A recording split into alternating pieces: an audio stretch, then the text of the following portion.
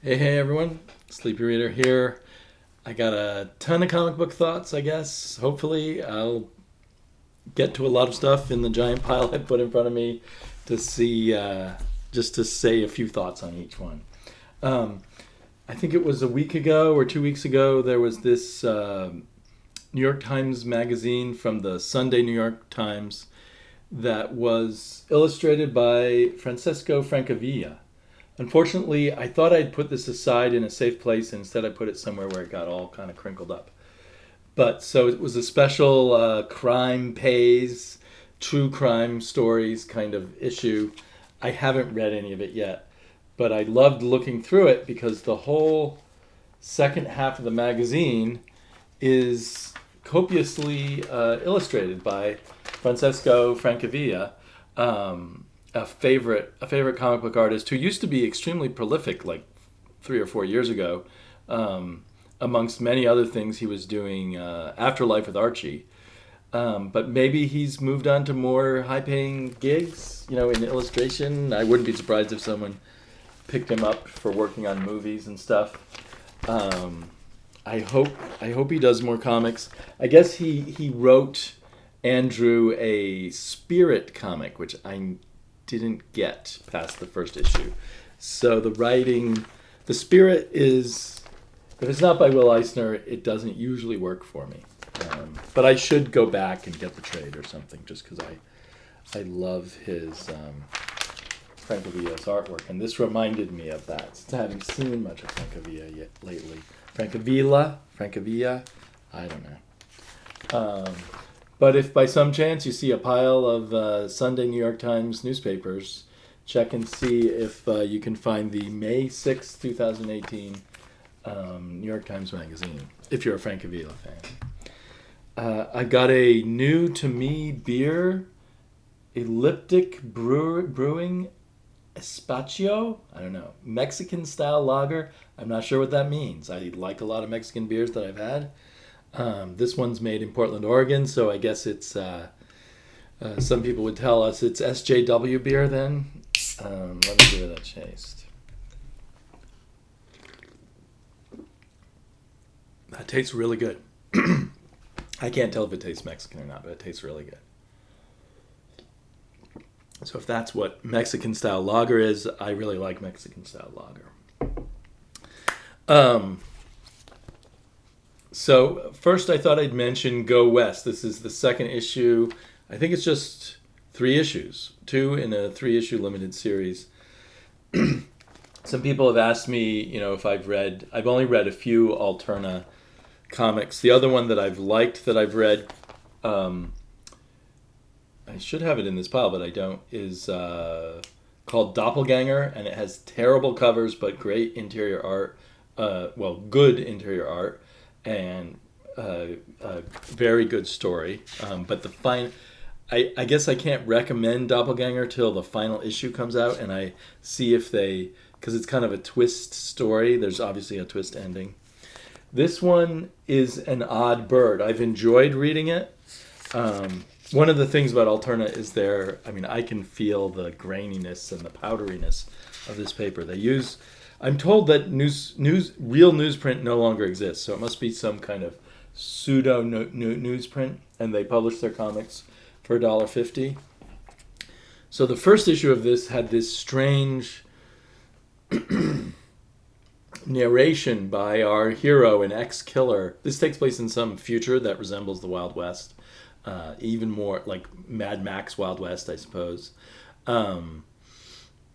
So the whole issue was the narration by this unseen killer whose family gets killed. So he's a retired killer whose family gets killed. It pulls him back into action, and then then this issue kind of brings us into the world of the bad guys, and you can see the art it's workable, but it only on a few pages is really impressive, and then on other pages it's just getting the job done well enough. It's kind of an interesting minimal coloring approach. So I have trouble seeing how, with the way the story has been stretched out how it can end in 3 issues. But I guess we're just going to have a big shoot 'em up in the 3rd issue. See, pages like that don't really make sense. I don't know why these are full page or nearly full page panels. But if you see it around, I think, again, I'll be able to recommend it better after I read the 3rd issue, the final issue. But for $1.50, Go West is an interesting experiment. Speaking of experiments, Savage, I kept thinking I'm going to read Savage Dragon for a while and then drop it, but it's kept me in there. And this issue was particularly powerful. That he has no fear of Eric Larson, the artist and writer and everything else on here, has no fear of going silly, going serious, going gross. He goes in every direction here. And there were times where I thought, well, I can't take this too long. But now I'm really addicted. And I don't expect to stop reading this anytime soon. I had tried some Savage Dragon, 10 years ago, 20 years ago, and not been as gripped as I am now. I don't know if that's a change in me or a change in Eric Larson or, just the right timing where I jumped in on it. So anyway, having a lot of fun with that. There's a very surprising death at the end of that issue. I hope that wasn't too much of a spoiler, but I'm not going to say who dies.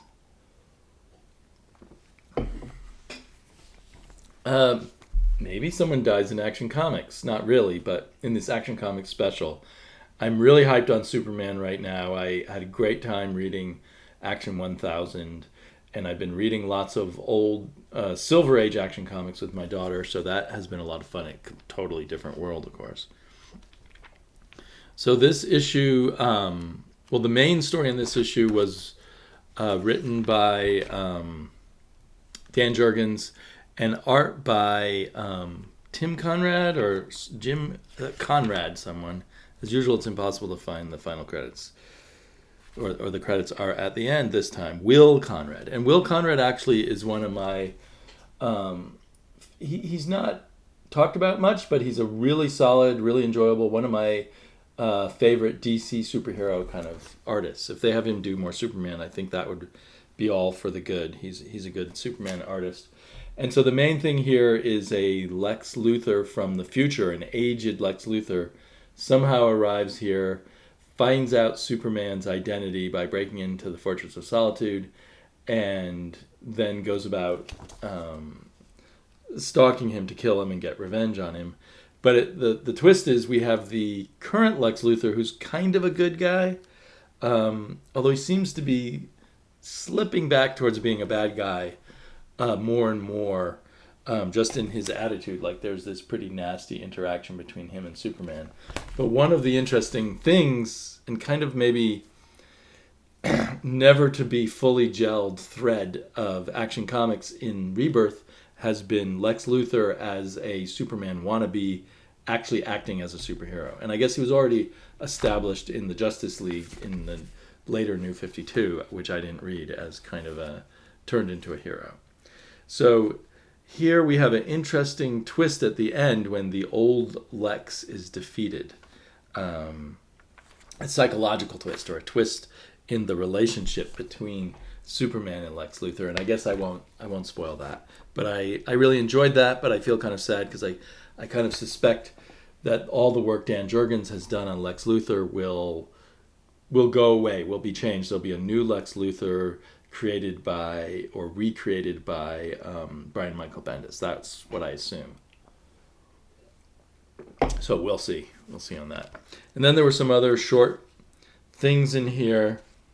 There was a Lex Luthor. It's kind of a Lex Luthor issue, I guess. There's a Lex Luthor story about a roast at the what do you call it? The White House Reporters Club, which we just had recently, and Clark Kent roasts everybody. And I just, first of all, it just was so out of continuity after sort of being in continuity here, because Lex Luthor talks about maybe he'll run for president, and it it's not the Lex Luthor who's struggling to be a good guy at this point. It's some bad Lex Luthor, and he's obviously a stand-in for. Sorry, my computer's acting weird. A stand-in for Donald Trump, which, I don't really want. I don't like fiction that is just a direct attack on reality. Let's have something more subtle, in my opinion. But so it was okay, and the idea that that roasting public figures is a good thing is, I don't know. It can go too far, but who knows? I just was left with mixed feelings there. Maybe you could see this as a setup for Lex Luthor becoming a bad guy again and running for president again. And then there was a really beautifully illustrated story by Manapool, written by what's his name, Max Landis, the Hollywood guy, and I can't even remember what happened in it. It was kind of a Christmas story or something. I don't know. Oh well, not important. I just read Venom a few days ago. I wasn't going to buy it, but then, or I was thinking of buying it, and my comic book shop guy, not the main guy, but a guy who works there, talked me into it. He reminded me it was Donny Cates, it was Stegman. I guess he's a Venom fan. And actually, I was really enjoying it a lot. Donny Cates is a really good writer. Marvel is extremely lucky to get him. A lot of the artwork was cool by Ryan Stegman. It's not as rough as his usual stuff when he inks it himself. It had a slicker patina. I don't like what the colorist did with the art too much. There was some good coloring, but some of the coloring kind of, I don't know, again made the art seem too slick to me. Made it all feel more plastic, if that makes sense. But it was a good story, and I was thinking, maybe I'll jump on Venom, until I got right to the end.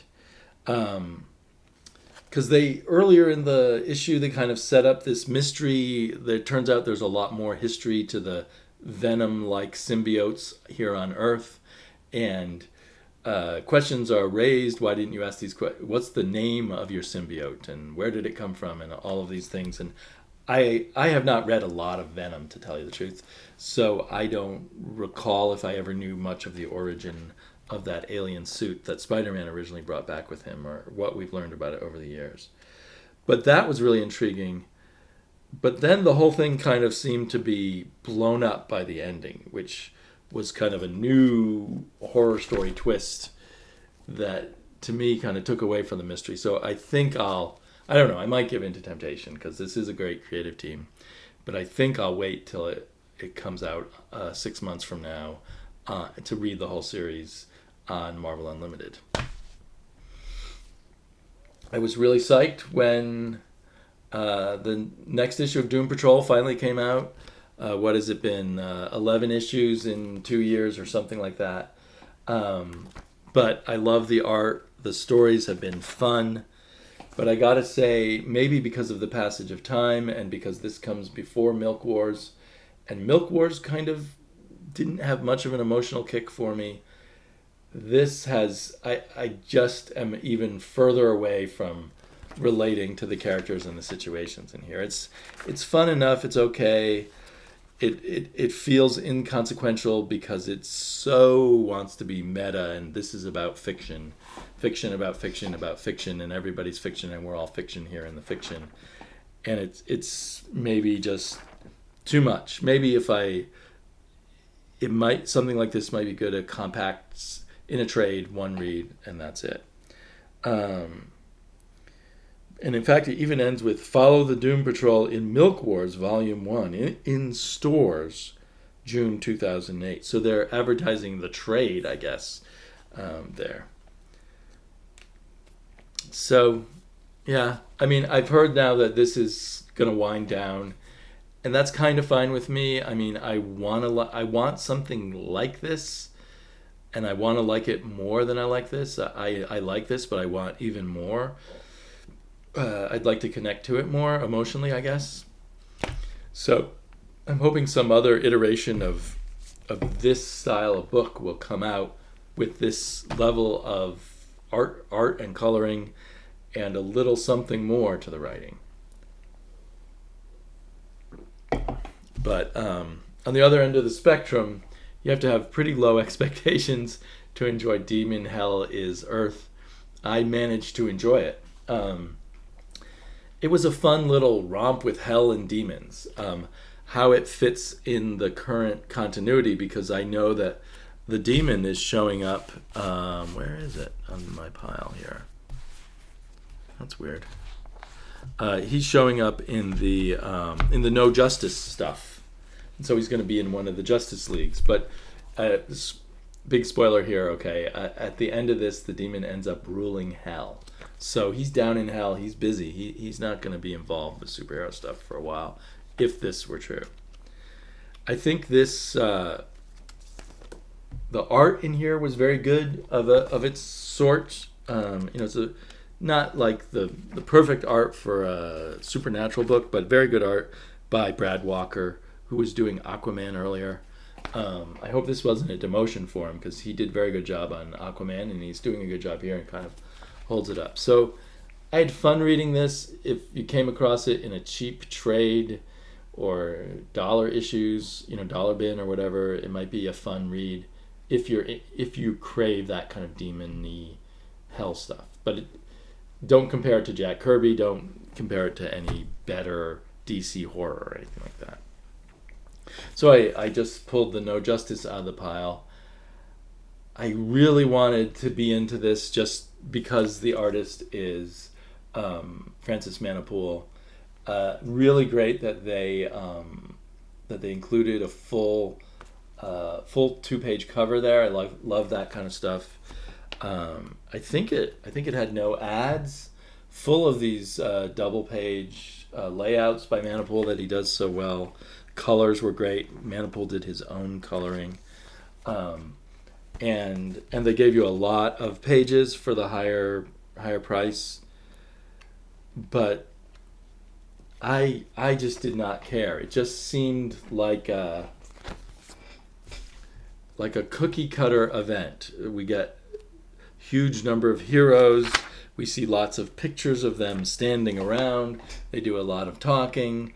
There's an unexpected mission, an unexpected leader of the mission. The one twist is who apparently gets killed at the end of this issue, kind of perhaps throwing a monkey wrench in defending the universe. So that was interesting. But I think I'll just wait for trade. I don't know. I might give in at the shop, but I'm not putting it on my pull list. Here's something on my pull list that should never have been on my pull list if I'd had any brains, just because the art is so horrible. This is Hellblazer, written by Tim Seeley. I'm sorry to even... I won't mention the name of the penciler, but I really do not like his art. It's very poor. Unfortunately, the coloring maybe is even worse. So this suffers from very mediocre coloring. And I think the script by Tim Seeley is pretty good, and I think it's hard to be sure a much better artist could have made something much better out of this. But I haven't dropped it from my pull list because I still kind of want to know what's happened. This is the Good Old Days Part 3. I have a feeling it's a 6-parter, or maybe it's a hot day out and I'm starting to get sweaty. Or maybe it's a 5-parter. I've seen at least that there's a Part 5 in some advanced solicits. So it's really too bad. Hellblazer deserves at least a par level artist. This totally feels like a beginner artist, or that they really are cheaping out on some artist who either he's a beginning artist or he's an artist who really doesn't care much about great comics, so he's not putting his all into this. I don't know which, but either way, it feels like DC decide. And you know what? Even the lettering, like look at those caption boxes. Even the lettering is kind of weak. Just feels like they're going really cheap on this. And they're wasting a good script by Tim Seeley, in my opinion. Phew. And it felt pretty cool in here when I started.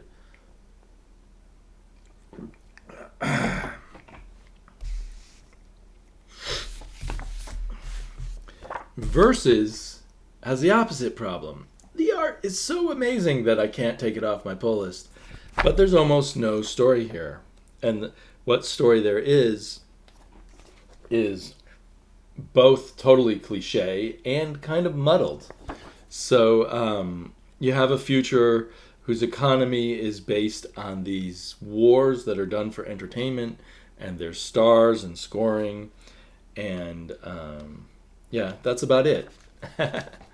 If there's more to it, they don't explain it very well. But this is like just next level artwork by Isaac Ribbit, who did great stuff on Thor earlier, and but he's doing, he's going the next. Anyway, he's pushing it up to the next level. I don't have all. I think there's been 4 issues out. I just happen to have these 2 issues here in front of me. Maestros has a great art and great story, but the story now feels like it's gone on long enough, and so I was kind of relieved to see at the end to be concluded. So I look forward to that conclusion. He's kind of writer and artist. Steve Scroce has kind of played the game of each issue things get worse and more horrible things that seem impossible to solve happen. And then there seems to be a solution, and then it gets even worse and something even more horrible happens. And that's fun for a while, and then you need a change of pace, I think. I kind of wanted this to be a longer running series, but it would need to change pace, have a story with a different feeling to it. I still feel like the hero is supposed to be Neil Gaiman. And I'm still loving the art, and so it's a pretty amazing comic, and it'll be a pretty amazing thing to read in a trade when it comes out. I hope it comes out in a deluxe, large-size hardback trade with really good binding.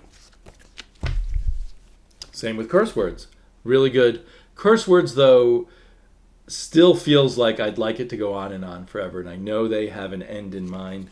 I think they're saying are they 2/3 of the way through now, roughly, or half of the way through? I can't remember for sure. But it's also a fantasy world, a fantasy world meets our world kind of story, and each twist is fun and funny and entertaining and kind of clever. Usually not too clever, it's not like the most clever thing in the world. It's still kind of a fun, cartoony thing. So that's great. I'm really enjoying Fighting American, and I'm not sure why. It's a kind of a unique. It plays off of the Simon and Kirby 1950s Captain America knockoff,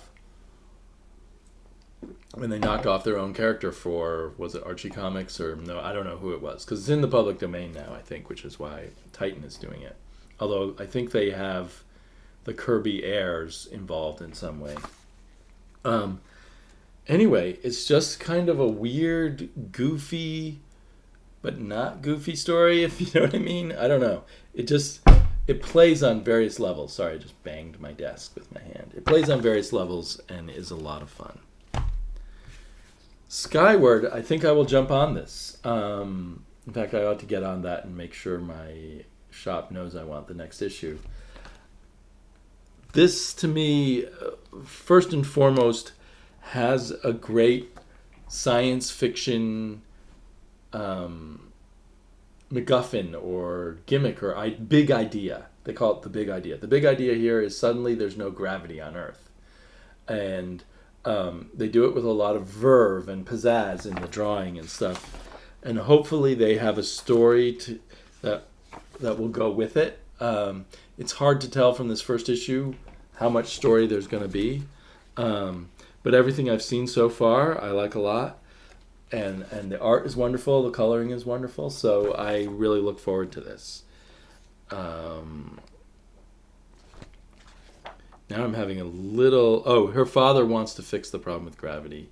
So we'll see. But there's a whole generation who's grown up in a world without gravity, and that's what they're used to. So, yeah, very cool. This is my kind of fun science fiction story. It might be best, for just 12 issues or something. We'll see if it's the kind of thing that how long it can sustain itself.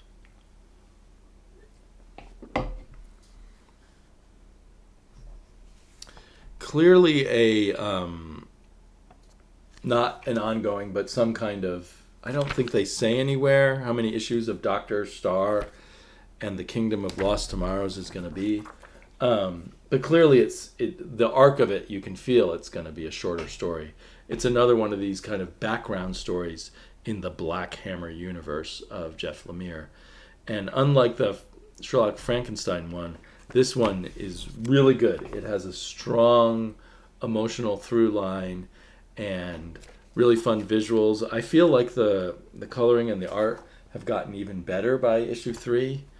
And I'm just really hooked into the characters and all of the mistakes they make, but the good intentions.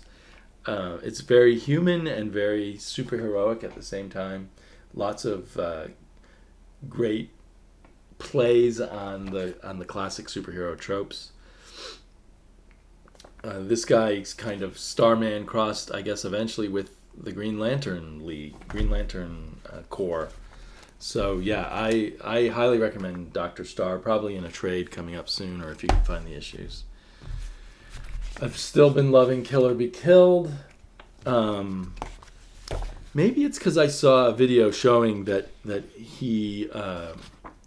Sean Phillips does all his work digitally, like on a Cintiq or something, drawing on glass. But I've become more critical of the artwork, and I feel like maybe the artwork's getting sloppier. I don't know, but that's kind of unfair to me.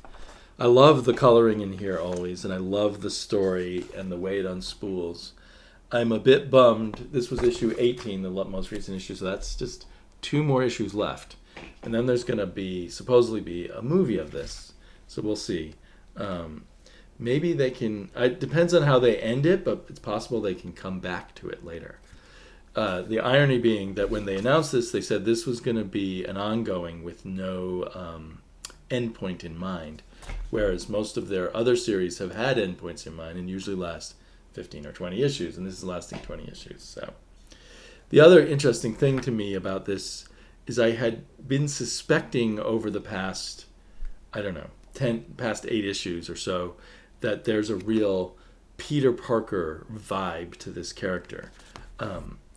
A much less likable person than Peter Parker has been over the years, but still a kind of Ed Brubaker take on Peter Parker, and in that sense on vigilante superheroes.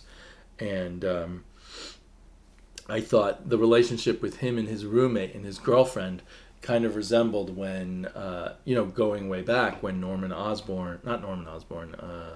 other Osborn, his son, I can't think of it.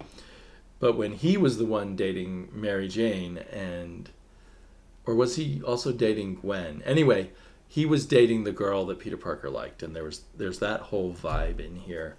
And then in this 18th issue, one of the new characters introduced in this issue, so to speak, has a name which evokes a character from the cast of Peter Parker Spider-Man. And Ed Brubaker even alludes to that. He says, now I'm being really obvious with one of the names in the book.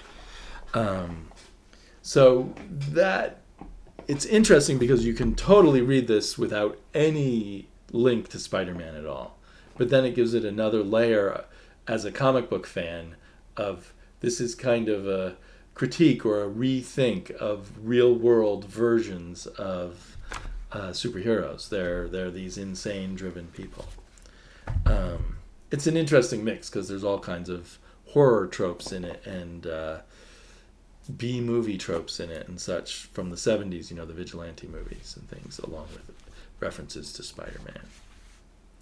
So I think I'll stop there. I hope I'll find even more time to drink beer and even more time to make more comic book thoughts videos. Talk to you all later.